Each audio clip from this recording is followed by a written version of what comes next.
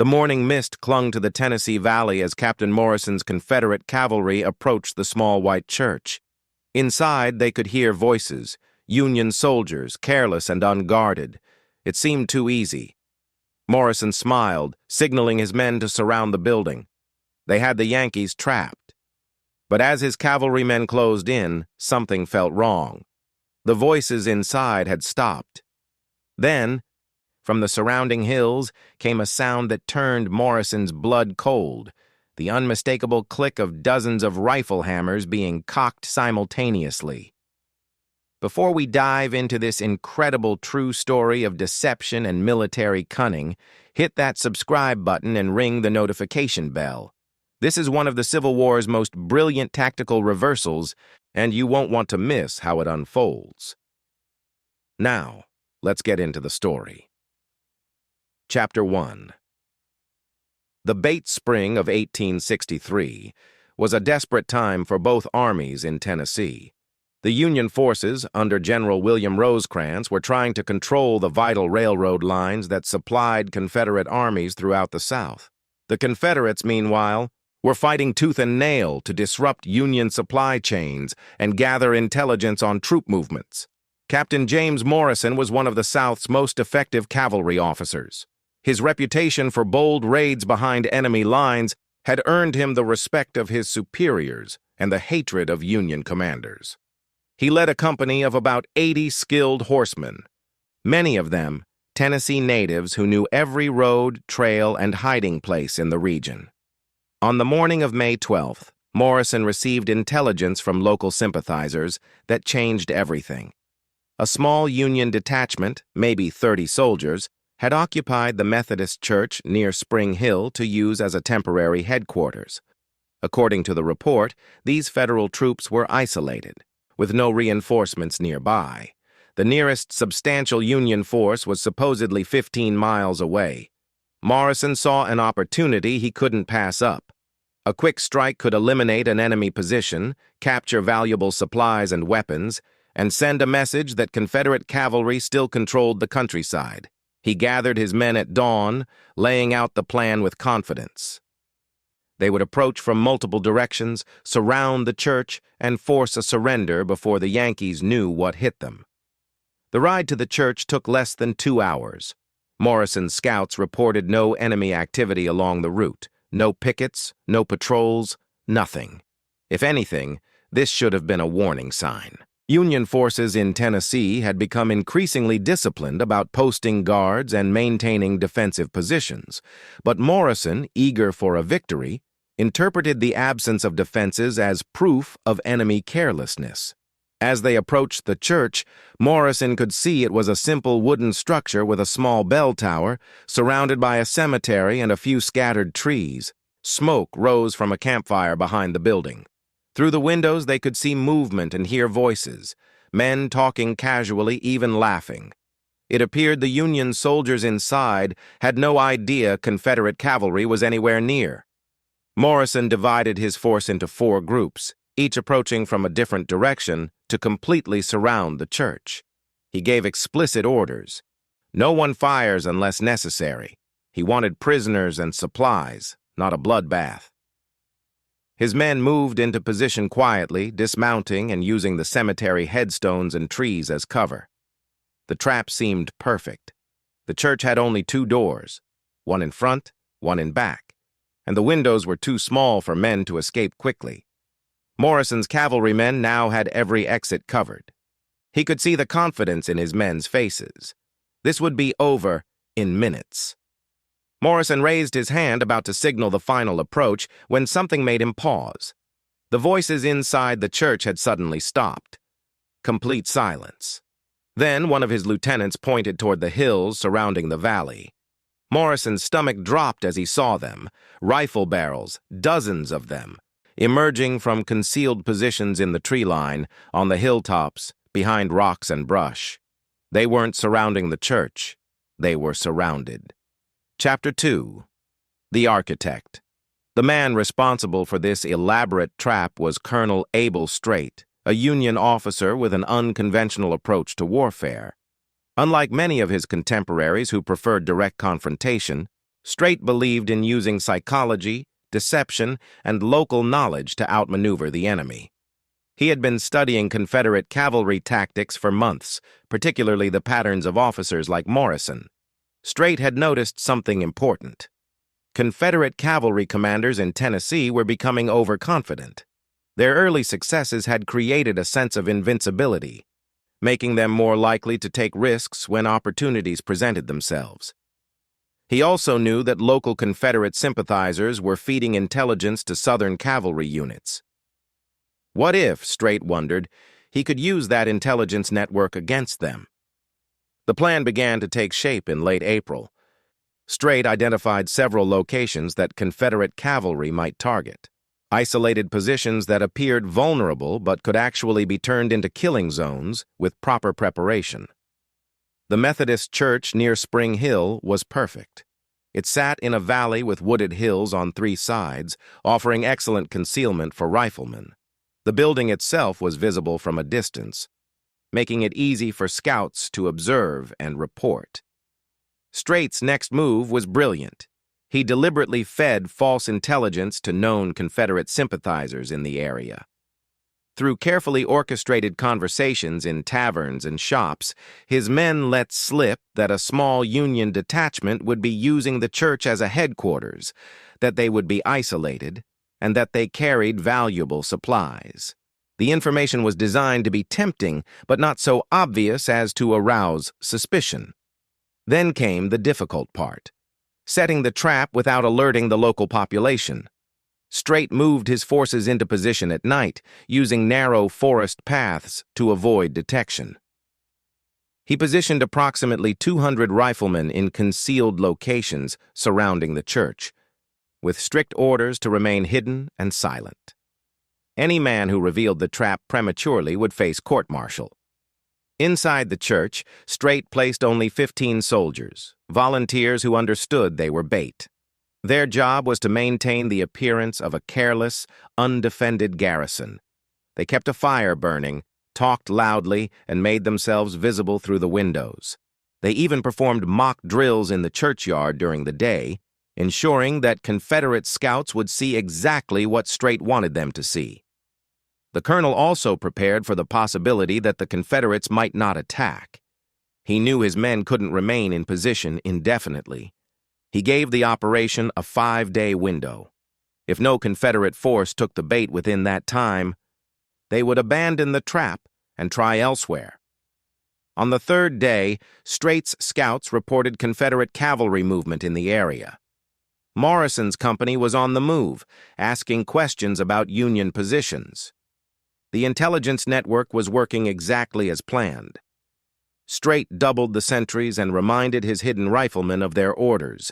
No one fires without his signal. The goal was capture, not slaughter.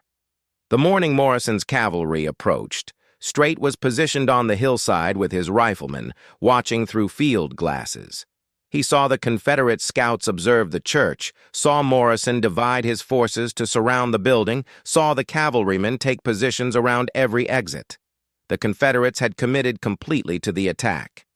Strait had trained his men to respond to specific signals. When he raised a red flag, the riflemen would reveal themselves but hold fire. Only if the Confederates attempted to fight would they engage. He wanted Morrison to understand the hopelessness of his situation without unnecessary bloodshed. As Morrison's men closed in, Strait gave the signal to the soldiers inside the church. They immediately fell silent and took defensive positions. Then, on Strait's command, the hidden riflemen rose from their concealed positions simultaneously, a coordinated movement involving 200 men on three sides of the valley. The psychological effect was devastating. In an instant, Morrison went from predator to prey. Chapter 3. The Moment of Realization. Captain Morrison stood frozen, his raised hand still in the air, as the full scope of his mistake became clear. Everywhere he looked, Union riflemen were emerging from positions his scouts should have discovered. How had so many men remained hidden? How had his intelligence been so catastrophically wrong? His lieutenant, a young Virginian named Thomas Crawford, moved beside him. "Captain, We need to— Crawford's voice trailed off as he counted the rifle barrels pointed in their direction. His face went pale. Morrison's mind raced through options, each one bleaker than the last. They were in a valley with limited escape routes, surrounded by elevated positions that offered perfect fields of fire. His men were dismounted, their horses held by every fourth man, standard procedure for an assault. But now it meant that 3/4 of his force couldn't quickly retreat. The Confederates were armed with revolvers and sabers, weapons designed for close combat. Not a firefight against entrenched riflemen with long-range weapons. A charge would be suicide. The Union riflemen held every advantage of position, numbers, and firepower. Even if some of his men reached the hillside, they would be cut down before they could engage in close combat. Retreat seemed equally impossible. The mounted men might escape, but the dismounted cavalrymen would be caught in the open, easy targets as they tried to reach their horses and flee. Morrison could see his men looking to him for orders. Some of the younger soldiers were gripping their weapons tighter, eyes wide with the realization of what they had walked into. The veterans had gone still, that deadly calm that comes when experienced soldiers recognize mortal danger. From his position on the hillside, Colonel Strait watched Morrison's face through his field glasses. Seeing the moment, understanding dawned. It was time to make the offer. Strait stood, making himself visible, and cupped his hands around his mouth. "Captain Morrison," his voice carried clearly across the valley. "I am Colonel Abel Strait, United States Army. You are surrounded by 2 companies of riflemen in prepared positions. You cannot escape, and any attempt to fight will result in the complete destruction of your command." Morrison felt every eye turned to him. His own men, the Union soldiers, everyone waiting for his response. His career, perhaps his life, hung on what he decided in the next few seconds. "Your men are brave soldiers," Strait continued, "and I have no desire to kill them unnecessarily. You have 60 seconds to order your men to lay down their arms and surrender. If you do, you will be treated as prisoners of war according to military convention. If you refuse, we will fire. 1 minute, Captain, starting now." The silence that followed was absolute. Morrison could hear birds singing in the trees, completely indifferent to the drama unfolding below them. He thought of his wife in Richmond, of the letter he had written but not yet sent, sitting in his saddlebag. He thought of the 80 men who had trusted him to lead them, who had followed his orders without question. 30 seconds passed. Morrison could see some of his men shifting nervously, hands trembling on their weapons. One of them, a teenager who had joined just 3 months ago, looked ready to bolt. 45 seconds. Crawford leaned close and whispered, "James, we can't win this." Morrison knew Crawford was right. This wasn't about honor or courage anymore. It was about mathematics and geometry. They were in an impossible position, and forcing a fight would only transform courage into pointless death. But surrender, the word itself seemed to stick in his throat. What would his superiors say? What would history remember? 50 seconds, Captain, Strait called out. Chapter 4. The Surrender. Morrison closed his eyes for a moment, took a deep breath, and made the hardest decision of his military career. He slowly unbuckled his sword belt, the distinctive officer's saber that had been his grandfather's in an earlier war. The leather felt heavy in his hands. "Men," he said, his voice steady despite the bitter taste of the words, "lay down your arms." The order hung in the air for a heartbeat, and then Morrison did what he knew he had to do. He walked forward, alone, into the open ground between his men and the church, holding his sword belt in his left hand. It was the traditional gesture of surrender, an officer presenting his weapon to the victor. Colonel Strait descended from his position on the hillside, maintaining a careful dignity as he approached. Both men understood they were performing a ritual that was being watched by hundreds of soldiers. How they conducted themselves in the next few minutes would be remembered and repeated in camps and letters home. "Colonel," Morrison said, offering the sword belt, My men and I surrender to you. I ask that you treat them with the respect due soldiers who have fought honorably." Strait took the sword, but immediately held it back toward Morrison. "Keep your weapon, Captain. You'll forgive me for saying this, but you surrendered with wisdom, not cowardice. That took a different kind of courage." He raised his voice so Morrison's men could hear. "Lay down your arms, gentlemen. You will not be harmed." The Confederate cavalrymen began complying, some quickly, others more reluctantly. Weapons clattered against stones and earth, revolvers, sabers, a few rifles taken in previous raids. One by one, Morrison's men stepped forward with their hands raised or clasped behind their heads. Strait's Union soldiers emerged fully from their positions now, rifles still ready, but no longer aimed directly at the prisoners. They began the process of collecting weapons and organizing the captured Confederates into groups for easier management. The 15 soldiers who had been inside the church came out, no longer pretending to be careless, but maintaining professional demeanor. As the surrender proceeded, Morrison found himself standing beside Strait, both men watching as the situation transitioned from combat to captivity. Strait pulled a canteen from his belt and offered it to Morrison, who took it gratefully. The water was warm, but clean. "How did you know?" Morrison finally asked. "How did you know we would come?" Strait smiled slightly. "I didn't know you specifically would come, Captain, but I knew someone would. Your cavalry has been very successful in this region, perhaps too successful. Success breeds confidence, and confidence breeds predictability." He paused, then added, "Also, I may have arranged for certain information to reach certain people who I knew would pass it along to Confederate officers." Morrison felt a flash of anger, at himself more than at Strait. He had been outplayed from the beginning, dancing to music he hadn't even known was being performed. The sympathizers in town? Some are genuine Confederate supporters, Strait acknowledged. Others are simply people who talk to whoever pays them, and some are genuinely loyal to the Union but skilled at pretending otherwise. In war, Captain, intelligence is rarely what it appears to be. The processing of prisoners took about an hour. Strait's men were efficient and, true to the colonel's word, respectful. The Confederate cavalrymen were searched for weapons, and valuables were cataloged but not stolen. A Union medical officer examined several men who had minor injuries or illnesses unrelated to the surrender.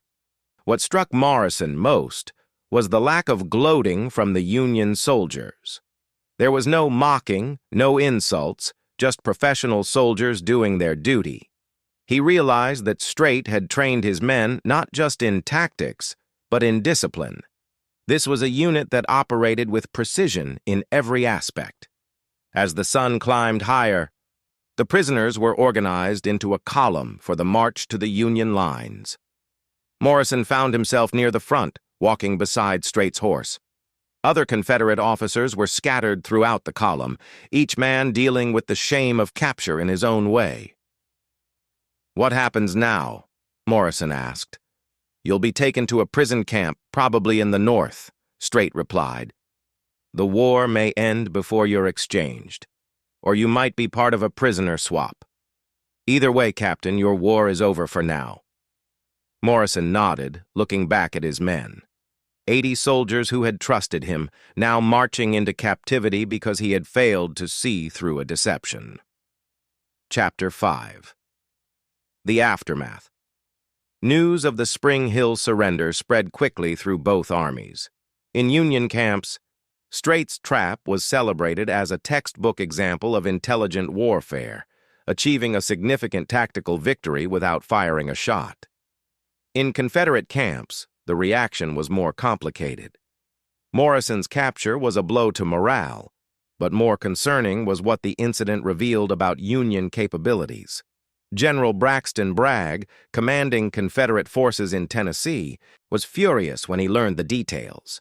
He immediately ordered a review of intelligence procedures and demanded to know how Morrison's scouts had failed so completely. The investigation revealed uncomfortable truths about Confederate cavalry operations in the region. They had become careless, relying too heavily on local sympathizers without verifying information through multiple sources. Bragg issued new orders requiring cavalry commanders to conduct thorough reconnaissance before any operation and to treat all intelligence as potentially compromised. The days of bold, barely planned raids were over, at least in his command. Some officers grumbled that Bragg was being overly cautious, that he was allowing one incident to undermine the aggressive spirit that had made Confederate cavalry so effective. But others recognized that the war was changing, that the enemy was adapting. For Colonel Streight, the victory at Spring Hill proved to be both a triumph and a curse. He was promoted and given command of a larger force, but he was also expected to replicate his success. Military leadership began pressuring him to set up more elaborate traps, to conduct more deception operations. The problem was that Morrison's surrender had been so widely publicized that Confederate forces were now hypervigilant, making similar operations nearly impossible. Streight attempted 2 more trap operations over the following months, both failures. Confederate scouts, now working in larger groups and communicating more carefully, discovered the ambushes before they could be sprung. In one case, it was the Confederates who nearly trapped Streight's force, forcing him to abandon prepared positions and retreat hastily. The Spring Hill operation had worked, Streight realized, because it was unexpected. Once the enemy adapted, the same tactics became ineffective. This was the eternal challenge of military innovation. Every successful strategy eventually prompted counter-strategies, and the advantage shifted back and forth like a tide. Captain Morrison, meanwhile, was transported to a Union prison camp in Ohio. The conditions were harsh, but not brutal. Adequate food, crowded barracks, minimal medical care. Like thousands of other prisoners on both sides, Morrison settled into the strange limbo of captivity, where days blurred together in monotonous routine. He spent his time writing letters that might or might not reach his family, playing cards with other officers, and replaying the morning at Spring Hill in his mind. Other prisoners sometimes asked him about the surrender, and Morrison found himself analyzing his mistakes aloud, as if teaching a class in what not to do. The weight of responsibility never lifted. He had led 80 men into a trap, and although none had died, he had ended their war and subjected them to the miseries of prison life. Some of the men captured with him bore no grudge. One lieutenant actually thanked Morrison for not ordering a hopeless fight, but others avoided him, their silence speaking louder than any accusation. 5 months after his capture, Morrison was included in a prisoner exchange. By late October 1863, he was back in Confederate territory, formally restored to duty. But the Army had changed in his absence, and so had he. The aggressive confidence that had defined Confederate cavalry in early 1863 had been tempered by a series of defeats and the Union's increasingly effective counter-tactics. Morrison was assigned to training duties rather than field command. Some saw this as a demotion, a punishment for his failure at Spring Hill. Others recognized it as the Army putting his experience to use in a different way. He trained new cavalry officers, and his first lecture always focused on the same topic: the dangers of overconfidence and the importance of verifying intelligence. Meanwhile, Colonel Streight's career took an unexpected turn. In April 1863, before the Spring Hill operation, he had led a raid deep into Confederate territory that ended disastrously with his own capture by Confederate cavalry under Nathan Bedford Forrest. Streight spent time in various Confederate prisons before being exchanged. The irony was not lost on him. The man who had so skillfully trapped Morrison had himself been trapped and captured. Chapter 6. The Lessons. The Spring Hill trap became a case study in military academies after the war, analyzed by tacticians and historians trying to understand the nature of deception in warfare. What made Streight's operation successful when so many similar attempts failed? The first lesson was about preparation. Streight had spent weeks planning every detail, from the false intelligence to the positioning of his riflemen, to the training of his men to remain silent and hidden. Nothing was left to chance. He had even prepared for contingencies, including what to do if the Confederates didn't take the bait or if they approached from unexpected directions. The second lesson was psychological. Strait understood that Morrison and officers like him were operating in a specific mental framework, one shaped by previous successes and cultural assumptions about cavalry's role. Confederate cavalry had won so many small victories that they expected to win more. Strait exploited that expectation, offering exactly the kind of target that confident cavalry officers were programmed to attack. The third lesson was about intelligence warfare. In the Civil War, both sides relied heavily on local civilians for information about enemy movements. Strait recognized that this intelligence network could be manipulated. By feeding false information into it, he essentially weaponized the Confederates' own intelligence gathering against them. This concept, deception operations designed to manipulate enemy intelligence, would become increasingly sophisticated in later wars. The fourth lesson was about restraint and discipline. Strait had 200 men hidden around the church, all of them maintaining perfect silence and concealment for days.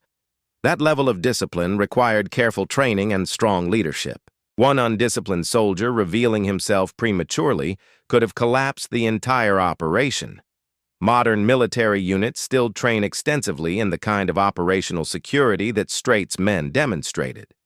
But perhaps the most important lesson was about adaptation. Morrison wasn't a bad officer. He was an officer operating with yesterday's assumptions in a war that was rapidly evolving.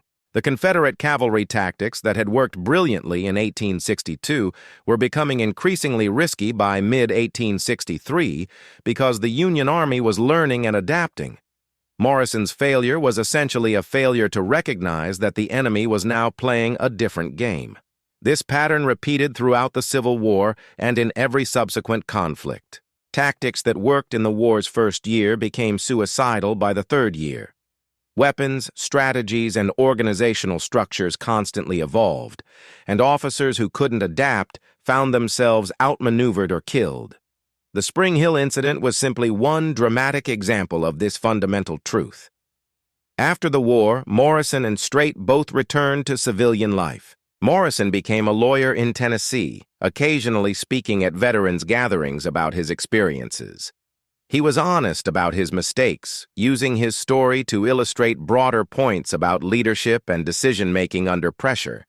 His willingness to discuss his failure openly earned him respect in ways that boasting about victories never could have. Strait remained in the Army for several years before resigning to enter politics in Indiana. He served in various capacities, but never achieved significant prominence. His trap at Spring Hill remained his most notable military achievement, a single brilliant operation in an otherwise undistinguished career. The two men never met again after the war, though they exchanged a few letters. In one, Morrison wrote, "I have thought often about that morning at the church, and I believe I finally understand what you taught me. War is not about courage alone. It's about thinking more clearly than your enemy, about seeing what he wants you to see and understanding the reality behind it. I was brave that day, Colonel, but you were smart, and in war, smart usually defeats brave." Strait's response was characteristically modest. "You honor me with your words, Captain, but I would offer a correction. You were both brave and smart when you chose to surrender rather than fight a battle you couldn't win. Many men in your position would have chosen honor over sense and gotten their men killed for nothing. That you chose wisdom under pressure speaks well of you." The Methodist Church near Spring Hill still stands today, though it has been rebuilt and modified multiple times. A historical marker commemorates the incident, summarizing in a few sentences what took months to plan and seconds to execute. Visitors sometimes stop to read it, trying to imagine that May morning in 1863 when 200 men held their breath in the surrounding hills, while 80 others walked unknowingly into history. The story endures, not because it was the war's bloodiest battle or most decisive moment, but because it captures something essential about the nature of conflict, that sometimes the greatest victories come not from fighting, but from forcing your enemy to recognize when fighting would be futile. Epilogue. The Spring Hill trap had consequences that extended far beyond the capture of 80 Confederate cavalrymen. It represented a turning point in how both armies approached intelligence and reconnaissance in the Western theater of the war. Within weeks of Morrison's surrender, Confederate cavalry operations in Tennessee became noticeably more cautious. Officers began requiring multiple sources to confirm intelligence before acting on it. Scouting parties doubled in size. The bold, aggressive raids that had characterized early Confederate cavalry tactics gave way to more methodical, careful operations. This caution may have prevented disasters like Spring Hill, but it also reduced the cavalry's effectiveness. Speed and surprise had been their greatest weapons, and excessive caution dulled both. The Union Army, emboldened by Straight's success, attempted to replicate the operation multiple times across different theaters. Most failed. The Confederates had learned their lesson, and commanders like Nathan Bedford Forrest and J.E.B. Stuart issued explicit warnings about falling for apparent easy targets. The Confederate Army began its own deception operations, setting up fake supply depots and staging deliberate intelligence leaks to lure Union forces into ambushes. This escalating game of deception and counter-deception became a shadow war within the larger conflict. Both sides established more sophisticated intelligence networks, employed more civilians as spies and informants, and developed increasingly elaborate methods for verifying information. In some ways, the Civil War became the first modern conflict where information warfare played as crucial a role as battlefield tactics. The prisoners captured at Spring Hill had varied fates. Most survived their imprisonment and returned home after the war, though several died from disease in Union camps.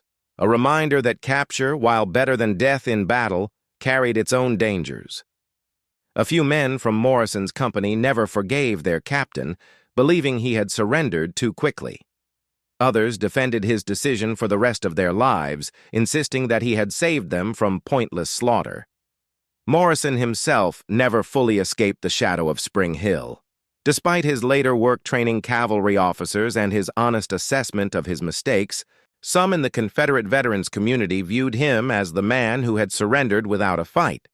This reputation hurt him personally, though he tried not to show it. In private letters, he admitted that the judgment of his former comrades wounded him more deeply than any prison experience. Yet history has been kinder to Morrison than his contemporaries were. Modern military analysts recognize his surrender as a rational decision under impossible circumstances. He has become an example in military ethics courses, an officer who chose his men's lives over his personal honor, who made the hard choice rather than the heroic one. The Methodist Church itself became something of a pilgrimage site for Civil War enthusiasts and military historians. They come to stand where Morrison stood, to look up at the hills where Straight's riflemen waited, to imagine that moment when confidence turned to comprehension and comprehension to surrender. It's a quiet place now, peaceful in a way it wasn't that May morning in 1863. The story of Spring Hill reminds us that war's most important moments aren't always its bloodiest. Sometimes history turns on a decision not to fight, on a trap that worked perfectly, on a captain who chose wisdom over glory. In the end, that may be the most valuable lesson of all.